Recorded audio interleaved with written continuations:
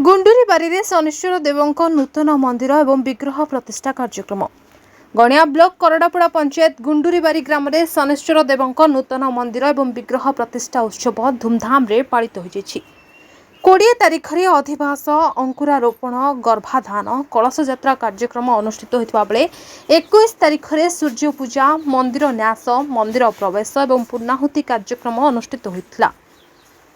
तेज ग्राम ठारू 7 किलोमीटर दूर में महानदी 108 कलश जल आनी ग्रामर शताधिक पुरुष और महिला मंदिर में पहुंची हरिबोल हुलहुली मध्य ठाकुरों रीतिनीति पूजार्चना पर मंदिर प्रवेश कार्यक्रम अनुष्ठित होता।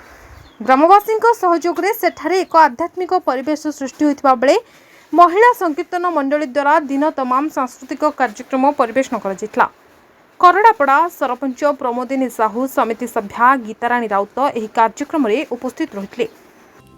आपण मानकर स्नेह श्रद्धा एवं भल पाइबा को पाथ्य करी मणिभद्रा खबर यूट्यूब फेसबुक एवं पोर्टाल ले तार सफलता बजाय रखिछि। एहाको आहुरी लोकप्रिय करने को ई पेपर रो शुभारंभ मध्य करा जायछि। आमको एही भली प्रेरणा एवं सहयोग जोगाइबा सहित लाइक शेयर एवं सब्सक्राइब करंतु।